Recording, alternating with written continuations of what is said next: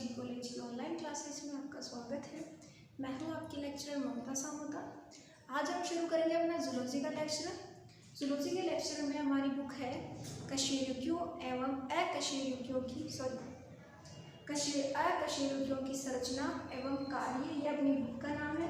इसका इंग्लिश में है structure and function in invertebrates. ठीक है, उसका एक टॉपिक है डायरेक्ट एंड इनडायरेक्ट डेवलपमेंट, प्रत्यक्ष व अप्रत्यक्ष परिवर्तन। उस बुक का एक टॉपिक है। आज हम ये टॉपिक लेके चलेंगे कि डायरेक्ट एंड इनडायरेक्ट डेवलपमेंट होता क्या है, यानी प्रत्यक्ष या अप्रत्यक्ष परिवर्तन क्या होता है। ठीक है, हमको सबको पता है कि हमारा शरीर कैसा होता है, एक कोशिकीय होता है। मतलब हमारा शरीर का निर्माण किससे होता है, एक कोशिका से होता है। उस एक कोशिका को हम क्या कह सकते हैं, युग्मनज या जाइगोट। उस एक कोशिका को हम क्या कह सकते हैं, जैसे ये वो कोशिका है, उसको हम क्या कह सकते हैं, जाइगोट या युग्मनज। ठीक है, इस कोशिका को हम क्या कह सकते हैं, युग्मनज या जाइगोट। यह एक कोशिका ही पूरे जीव का निर्माण करती है। ये एक कोशिकाओं में क्या होता है, विभाजन होता है, कार्यांतरण होता है।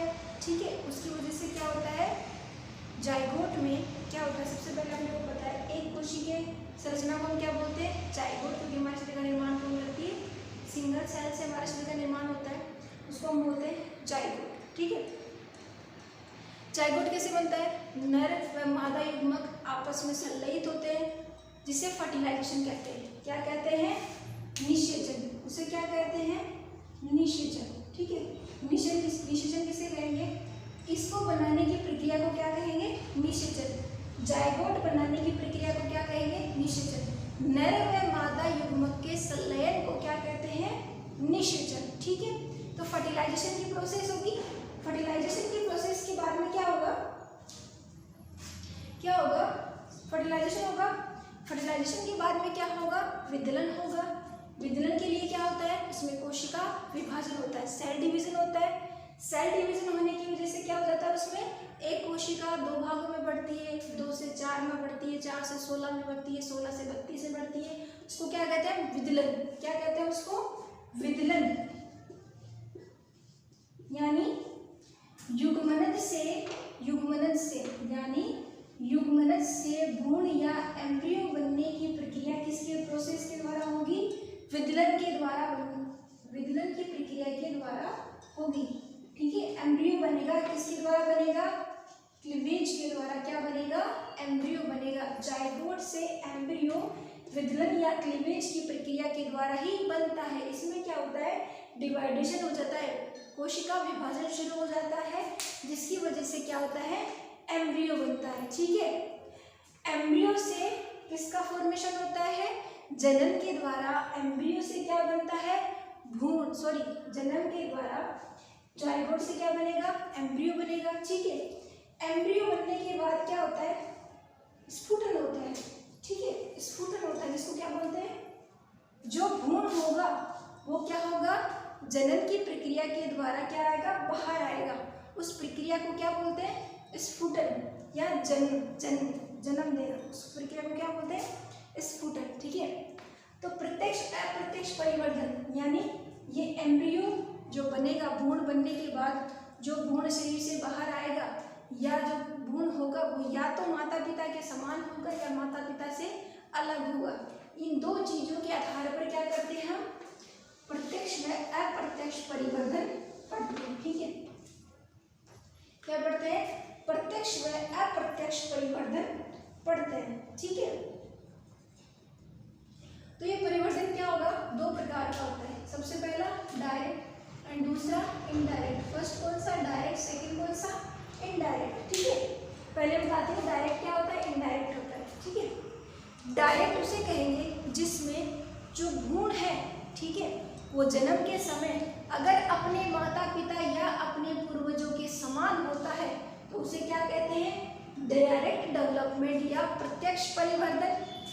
ठीक है, उसे क्या कहेंगे, प्रत्यक्ष परिवर्तन। दूसरा, अगर भ्रूण जन्म के समय अपने माता पिता के समान नहीं होता है उसे क्या कहेंगे, इनडायरेक्ट डेवलपमेंट। ठीक है, एग्जाम्पल में दूंगी मैं आपको साथ साथ में।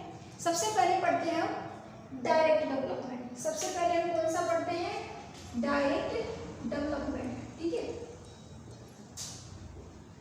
अब आप जान लीजिए डायरेक्ट डेवलपमेंट किन किन के अंदर होता है। ठीक है, डायरेक्ट डेवलपमेंट उन जीवों के अंदर होगा जिनके अंदर योग से या पोषण की मात्रा ज्यादा होगी।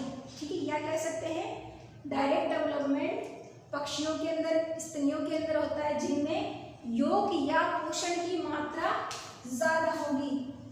योग या न्यूट्रिशन या पोषण की मात्रा ज्यादा होगी। क्या होगी, ज्यादा होगी।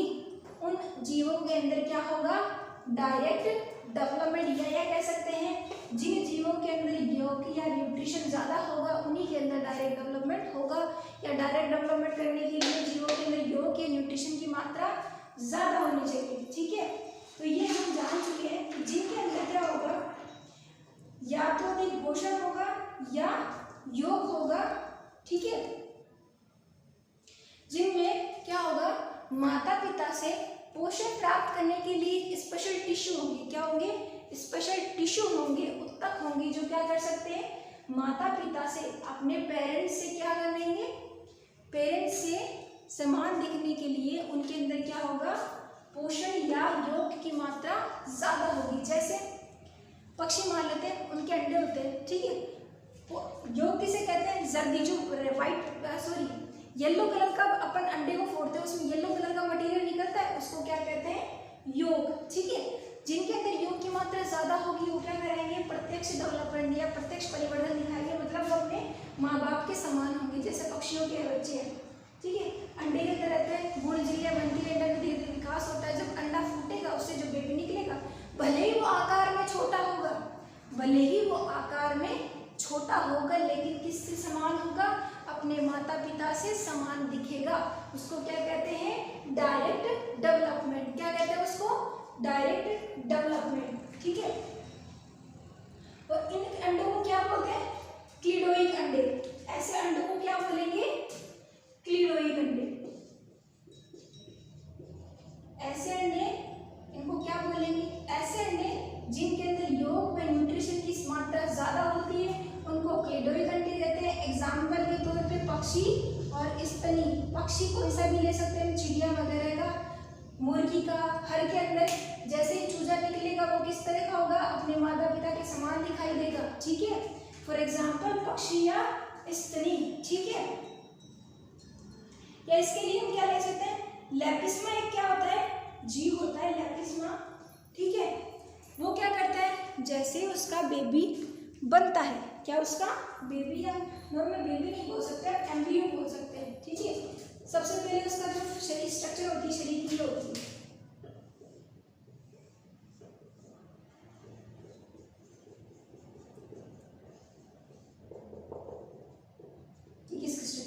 ये क्या करता है, अंडा देता है। अंडा फर्टाइल होकर परिवर्तित होकर क्या बनाता है, इसका जैसा भ्रूण विकसित करता है, जो आकार में भले ही कैसा होगा, छोटा होगा, लेकिन दिखेगा कैसे, अपने पूर्वजों की तरह। धीरे धीरे शरीर में क्या होगा, बड़ा होगा, परिवर्तित होगा, विकसित होगा। ठीक है, और क्या बनाएगा, अपने पूर्वज जैसा बनेगा। इसको क्या बोलते हैं, एग्जाम्पल, ये किसका एग्जाम्पल है, लेपिस्मा।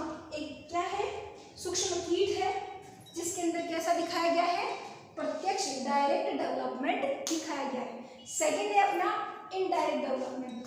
सेकंड किसे कहते हैं, अपना टॉपिक है दूसरा, इनडायरेक्ट डेवलपमेंट। ठीक है, आज हम सेकंड, फर्स्ट टॉपिक अपना हुआ डायरेक्ट डेवलपमेंट, मतलब जिसमें जो भ्रूण बनेगा, जो भ्रूण बेबी जन्म लेगा, वो कैसा दिखाई देगा, अपने पूर्वजों के समान दिखाई देगा। ठीक है, और जो इनडायरेक्ट डेवलपमेंट होगा उसके अंदर क्या होगा, जो भ्रूण बनता है, जो भ्रूण विकसित होता है, जो भ्रूण स्फुटन के द्वारा बाहर आता है, वो कैसा होगा, अपने माँ बाप जैसा दिखाई नहीं देता है। फॉर एग्जाम्पल हम देखते हैं, तितली का एग्जाम्पल लेते हैं। फॉर एग्जाम्पल तितली का नॉर्मल सभी को पता है, इसकी 4 स्टेजेस होती है, लार्वा, प्यूपा, ठीक है, वयस्क, लार्वा, प्यूपा और एक कोकून। ठीक है, तो लार्वा बनता है, सॉरी चार्ट पे दिखा देती हूँ।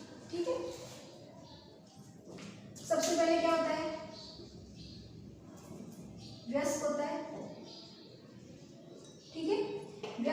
क्या बनता है, सॉरी हम तितली का एग्जाम्पल लेते हैं, लेकिन उससे पहले क्या हम लेते हैं, वयस्क लेते हैं। ठीक है, वयस्क लेने के बाद सबसे पहले वो किस किस में बदलता है, 3 स्टेजेस आती है उसकी। क्या स्टेजेस आती है, 3 स्टेज आती है, जिसमें क्या होता है, प्यूपा से लार्वा, लार्वा से किस में बनता है, वयस्क में। सबसे पहले वयस्क होगा, वो क्या देगा, अंडे देगा। अंडे किस में डेवलप होंगे, प्यूपा में होंगे। प्यूपा किस में डेवलप होगा, लार्वा में डेवलप होगा। लार्वा क्या बनाएगा, कोकून बनाएंगे। कोकून से जो निकलेगा वो कैसा होगा, वयस्क होगा। ठीक है, ये तितली का हम बढ़ चुके हैं। ठीक है, तितली भी ऐसी होगी जो हमको पता है, कॉटन के लिए, रेशम के लिए जो जीव होता है उसको क्या कर सकते हैं, वयस्क होता है, वो अंडे देता है, अंडों से प्यूपा, सॉरी कोकून उसमें होते हैं, ऐसे मान सकते हैं। सॉरी थोड़ी सी गलती हो गई, अपन यहाँ से चलते हैं शुरू से। ठीक है, वयस्क क्या करता है, वयस्क जो जवान है वो क्या देता है, मादा अंडे देती है। ठीक है, अंडे माँ से कैसे अलग है, अंडे से जो बेबी निकलेगा वो क्या कहलाएगा, प्यूपा। ठीक है, प्यूपा कैसा होगा, लार्वल स्टेज होगी जो पानी में रहेगा, उससे पानी में कायांतरण के द्वारा वो कैसा बनेगा, वयस्क बनेगा। For example indirect development, indirect development अप्रत्यक्ष परिवर्तन उसे कहेंगे जिसमें जो बनने वाला भ्रूण जन्म के बाद में, जो भ्रूण है जो जन्म के बाद में कैसा होगा, अपने माँ बाप के समान नहीं दिखेगा, या उनमें कायांतरण बहुत समय लगेगा, परिवर्धन में समय लगेगा, जिसके बाद वो अपने माँ बाप जैसा दिखाई देने लगता है, उसमें बहुत टाइम लगता है। ठीक है, तो ये भी क्या प्रकार का होता है, 2 प्रकार का होता है। कितने प्रकार का होता है, 2 प्रकार का होता है। ठीक है, 2 प्रकार का कैसे बताती हूँ। सबसे पहला होता है हीमोमेटाबॉलिक, ये कैसा होता है, 2 टाइप्स का होता है। फर्स्ट हीमोमेटाबॉलिक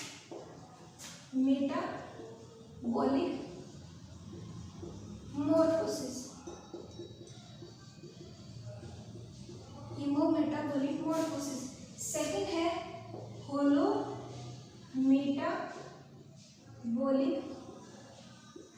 मोर्फोसिस। ठीक है,